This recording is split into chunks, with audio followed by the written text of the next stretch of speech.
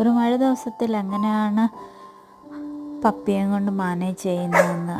അവളെൻ്റെ ചെടിച്ചട്ടി തള്ളി പൊട്ടിച്ചു. സെറാമിക് പോട്ടായിരുന്നു വൈറ്റ്. അത് കളിച്ച് ആ പാലിൻ്റെ ബോട്ടിലിട്ട് കളിച്ച് അങ്ങോട്ട് ചെന്ന് അത് താഴെ ഇട്ട് അങ്ങ് പൊട്ടിച്ച് എന്നിട്ട് അതിൻ്റെ മണ്ടയ്ക്ക് കുറയ്ക്കുക. അത് താഴെ വീണത് എങ്ങനെയാണെന്ന് അവൾക്ക് പിടികിട്ടിയില്ലാണ്ട് എൻ്റെ കയ്യെ കടിച്ചു. ഞാൻ കളിക്കാൻ ചെല്ലാൻ വേണ്ടിയിട്ടാണ് എൻ്റെ കയ്യെ പിടിച്ച് കടിച്ചത്. അത് കഴിഞ്ഞിട്ട് മഴയെ നോക്കിയിരിക്കുക. വെളിയിൽ പോയാൽ യാതൊരു രക്ഷയില്ല. വെളിയിൽ കളിക്കാൻ പോകണം. അവൾക്ക് ഒത്തിരി ഇഷ്ടമാണ്. വെളിയിൽ കുറച്ച് നേരം കളിച്ചിട്ട് അവിടെ പോയി കളിച്ച് വല്ലാതെ അങ്ങ് അവശയായി കഴിയുമ്പോഴാണ് വീട്ടിൽ വന്ന് കിടന്ന് ഉറങ്ങുന്നത്. അപ്പം മഴയായത് കാരണം വെളിയിൽ കൊണ്ടുപോകാനും യാതൊരു നിവൃത്തിയില്ല. വെളിയിൽ കൊണ്ടുപോയാൽ അവൾ മണ്ണിനകത്തെല്ലാം അളിച്ചടിച്ച് അതിനകത്ത് എന്തുവാ വരെ നോക്കുന്നതാണ്. അത് മുഖവും കാലും കൈയും എല്ലാം അങ്ങ് മണ്ണാക്കും. അതുകൊണ്ട് വെളിയിലും കൊണ്ടുപോകാൻ നിവൃത്തിയില്ല. അങ്ങനെ മഴയും നോക്കി അവളിങ്ങനെ ഇരിക്കുക, മഴ കുറയുമോ എന്ന് അറിയാൻ വേണ്ടിയിട്ട്.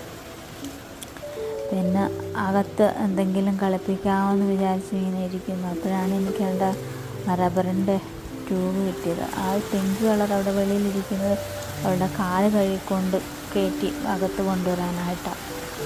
കാല് കഴുകി കൊണ്ടുവന്ന് പിന്നെ അത് കാലെല്ലാം കൂടെ തുടച്ച് വൃത്തിയാക്കണം. അല്ലെങ്കിൽ തറയെല്ലാം പിന്നെയും വെള്ളയും ചള്ളയും ആവും. അങ്ങനെ അവളിങ്ങനെ നോക്കിയിരിക്കുക എപ്പോഴാണ് മഴ കുറയുന്നതെന്ന് വെളിയിലായിട്ട് ചാടാൻ വേണ്ടിയിട്ട്. വെള്ളം വലിയ ഇഷ്ടമൊന്നുമല്ല. വെള്ളം നനയുന്നതൊക്കെ ഭയങ്കര അലർജിയൊക്കെയാണ്. അതുകൊണ്ട് മഴയായതുകൊണ്ട് വെളിയിലൊന്നും ചാടത്തൊന്നുമില്ല. അങ്ങനെ ഞാൻ TV ഓൺ ചെയ്ത് കൊടുത്തു. പട്ടികളെ നോക്കി അങ്ങനെ ഇരിക്കുമല്ലോ എന്ന് വിചാരിച്ചിട്ട്.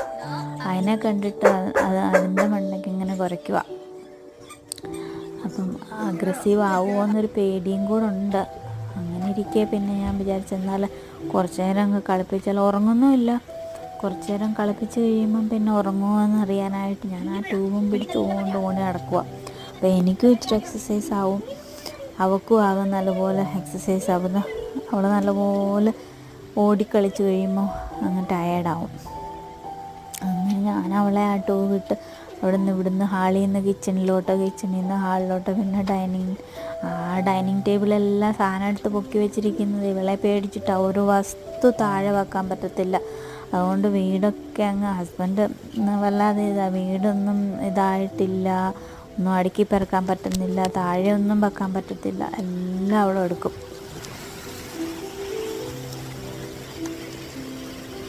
അങ്ങനെ ഇരിക്കുന്നു. അങ്ങനെ ഞാൻ നോക്കുക